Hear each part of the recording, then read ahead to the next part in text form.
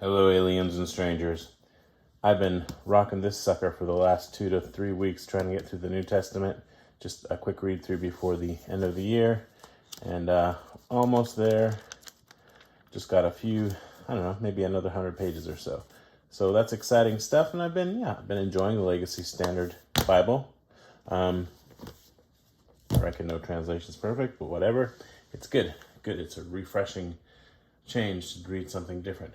This came yesterday, and now it's like, well, I want to read that because it's the same translation, and it's not in faux leather. But yeah, I want to get through this actual volume, and plus this is good for sticking in my pocket. Although it does have really nice paper, I will say. So, yeah. Anyway, this is amazing. It's just absolutely beautiful. I have a lot of nice Bibles, and this one is right up there. Love this. This particular one is edge-lined. It's Cowhide patina, so the more you use it, it's going to just take on more character. It's got a nice dark liner, so there's some contrast there. You can see there's a gilt line around the outside. There's perimeter stitching. Got raised spine hubs. I'd say the stamping could be a little deeper. I don't know how long that's going to last, but it's a minor complaint.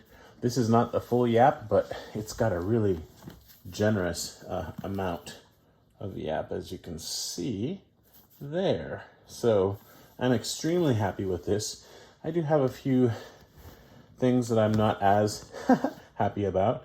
One is they didn't come in boxes, and I don't know, I just prefer to have a box to keep them, from having juice spilled on them or something like that, because I have kids. But it was very well protected in my case, shipped to Japan. So let's get into it. You've got 3 very nice Beresford ribbons, and I honestly don't know if this is a very dark blue or a black, this top ribbon. Then you've got gold and dark red. It looks really nice in any case. Very, very dark. I guess that's like a maroon, maybe, liner. I never learned my colors properly. Quite a lot of white end sheets there, so if you wanted to take notes or something, you could. I don't think there's any kind of like a presentation page, but you could use these. They're nice and thick. Okay, and then getting into it, this Bible is a handy size, right? In fact, maybe it says here, I should show you at least the title page. Here we go. Handy size edition. Sorry for bumping the camera there. Legacy Standard Bible. Down here you can see it says first edition. I think it's only the edge-lined ones that say that. Okay, and this is bound by Royal Youngblood in the Netherlands and printed by them. They have a 2K Denmark typesetting, so all the good stuff. I'm not sure. I want to say this is a 28 GSM paper, but I'm not 100% on that.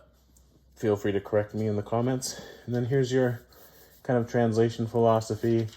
The major things they change, they use the word Yahweh a lot, and they use the word slave a fair amount, and there's other stuff. Obviously, it's quite a very literal translation, and sometimes it means that the prose isn't as smooth as one might like, but it's a great translation, especially for deeper study. And then you get right into that. There's obviously a single column, verse by verse, no references and no notes, nothing. It's just the text, which, great if you want it as a reader. Paper's good. So let's get to the first kind of nitpick, I guess you could say. It's meant to be line matched, but the line matching on this, let's zoom in a bit. Hopefully the video quality is decent. I'm not sure. I don't really want to pick it up. I mean, on the camera it looks okay, but I don't know if I'm going to be able to show it. Really good line matching. Like that's well line matched. The line underneath it from the other side of the page is right even with it. But there are a number of pages where, like a lot of them, where it's just slightly off. And this is, I think most people won't. Okay, there's a really good example right there. I don't know if I can zoom in much more without it just looking really bad, but this page is not well line matched. You see where it says wife there, and then behind it there's half it's white and the other half is text, so it's a little bit above it. The line matching, they didn't nail it, basically. It's not bad, it's just not good. Like, it's almost like, I guess you could say it's line matched, but yeah, I think you can say it's line matched, but it's just not the best line matching I've seen. I have to just point that out. But I mean, as I'm looking at it here and reading it, if you're just reading it and you're not trying to review it, I think you're not going to be bothered by it. For the most part, the text is nice and crisp. It's a good font. It's bold enough until you get to possibly some other places, but what I'm aware of so far, I'm switching back and forth between having my glasses on and not, so I can't really see anything. It's not good. Where am I? Job. Okay. When did I know when it happened. Right around the age of 44, suddenly my eyes decided to get old. Anyway, as you can see me flipping through here. Here we go. That's interesting. All right. I could show you more occurrences where the line matching isn't very good. Like here's one if you want to, I don't know. I think I made my point with that last one. It's just that's another one. Okay, right there. That is not line matched at all. It's just, yeah. Sorry. I mean, some people are going to think that I'm just being too picky. This is a very expensive Bible, so I think it should be pointed out the line matching should be better. I don't know if Youngblood is just like their quality control has taken a hit because there's so much demand for their products, for their binding and paper and everything else printing, but this could be a bit better. But I mean, having said that, really, I just have the two complaints. Let's get them out of the way, because I don't want this to go on and on. I should have just picked it up. Okay, so here we go. End of Malachi, which I mean, it's a short book to begin with. I don't know how well it's going to show up on camera, but let's try. Okay, so we're in Malachi. I do like the red accents. Very nice. It's very pretty. Excellent for reading, for a carry Bible if you want to carry around a really expensive first edition. Can you see the difference in the boldness of the print? It's kind of faded on this side, but not on this side. That's not the camera. It's really like that. And I mean, it's still readable. It's legible, right? But apparently this is really common. Like a lot of people, if not everyone, has this in their Bibles, their new Legacy Standard handy size. So let's get into Matthew and see if there's more. Spoilers, there's more. Okay. So the right side seems okay, but then you turn the page and then this left side compared to the right side is faint. Again, it's readable, right? But much more bold on this side. And that goes on for one or two more pages. And I mean, yeah, it's not the end of the world. And I suppose as people continue to read through these, since they're brand new, they're going to find other things maybe, or maybe not. Anyway, I just wanted to point that out. So you get into it, you're reading, you're enjoying it. It's wonderful. Paper feels really nice. There's no page to separate between books. You get to the end of one book and it just goes right to the next one, kind of like, well, like a lot of Bibles do. There you go again, same thing. But there is a decent amount of room in the margins if you wanted to write notes, not so much in the gutter. I think the amount of gutter space is pretty good just to keep the text out of the gutter.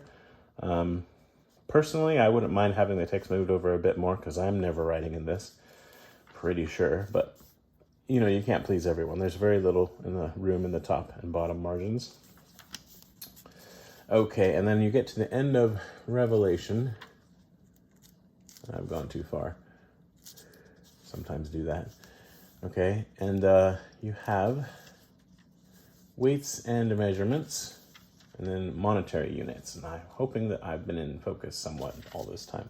And then you have some kind of like dot matrixy paper so you can draw pixel art. Like if you want to draw Mario while you're supposed to be, you know, paying attention in Bible study, you can do that. Or you could write notes. You could do that too. Maybe make your own concordance or your own topical kind of thing. Make one page A and B, next page C and D, like that. That's what I do with my wide margins, right? And I counted them, and I counted 44 pages, but it's, you know, it's this thick, thin paper, so it could be more, but it's more than 32 pages anyway, which is what Alan gives you. And then you've got more, actually 9, if you count the back of this one. You've got this cardstock white paper in the back here. So really super nice, and the feel of it, it's rugged, you know, it's not smooth.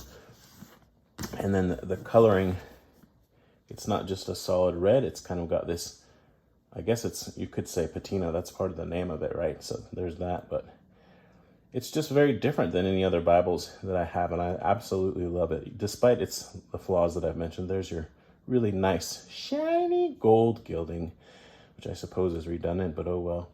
And I didn't talk about it, but obviously you saw that it's got art gilt, and it's really well done. Nice. It all comes together really well. I personally think this red one is the most beautiful of the bunch, even though the full yap goatskin shamar, I guess goatskin is more expensive. But I had to have this one, and I may or may not have a blue one on the way that's in the goatskin, but I do love this one. I'm hoping that they get their printing fixed so that the line matching is perfect and there's no faded text. But I mean, those are, honestly, I almost feel bad mentioning it because some people are not going to enjoy their Bible as much as a result, but it's just like, none of them are probably perfect, right? So really beautiful. Love it. Top shelf stuff right there. Okay, thanks for watching. Love you, bye. Of course, I say love you, bye. I mean, I never say it, but it's...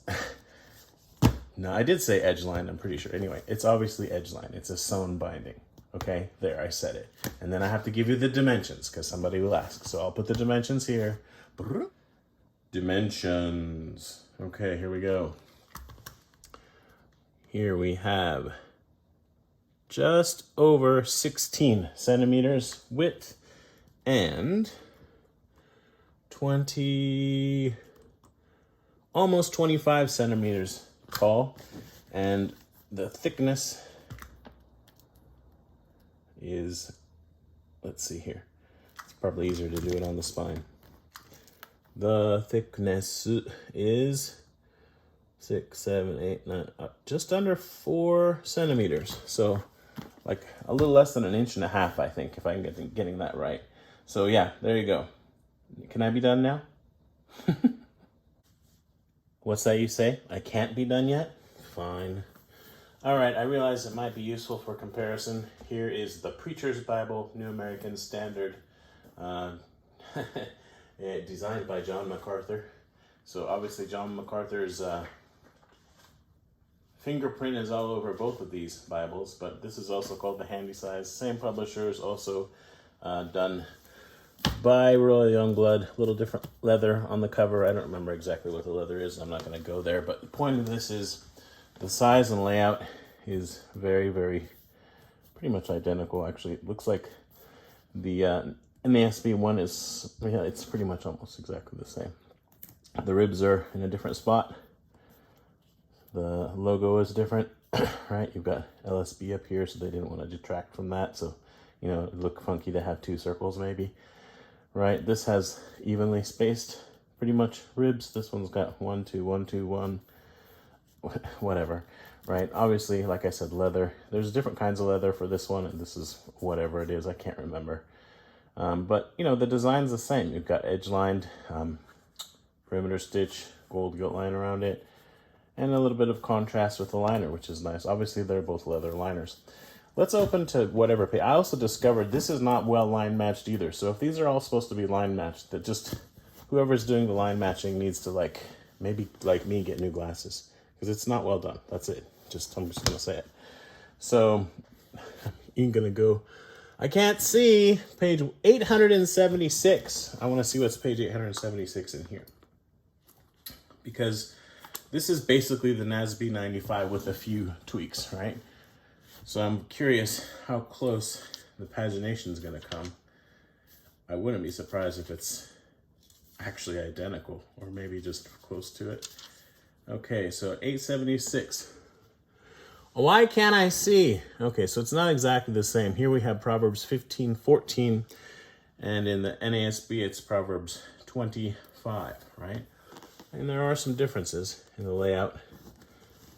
I guess I should put the red one on the top since that's the main event, right? I don't want to get too long into this, but you're dealing with pretty much the same thing with these, right? Just a slight difference in the newer translation. Layout's the same, you know. So I'm hoping they'll fix their line matching, basically. This older one, I didn't find faded paper, but there are other issues with that one. But overall, really, really beautiful Bible. And I remember when this came out, people were going nuts over it because it's really so pretty. and so nice to hold. But one nice thing about this one is it came with a box. So check that out. Yeah. Woo! And I don't know, I think they said they didn't send these with boxes because they just wanted to get them into people's hands, right? But I mean, if you wanted to, you could repurpose this box and then you'd have a box just like that. It would be the wrong box, right? But it would be a box. Maybe I can do half and half, you know? Just put this one in there, that one in there. Then at least it's got some protection. Maybe I will do that. I don't know. Am I done now? Yes, I am. Hello, aliens and strangers. We have some Legacy Standard Bible action today. I have been reading this every day for the last 2, coming up on 3 weeks, trying to get through the whole New Testament. Oh no! Shocking! Okay, now for reals. Thanks. Bye-bye.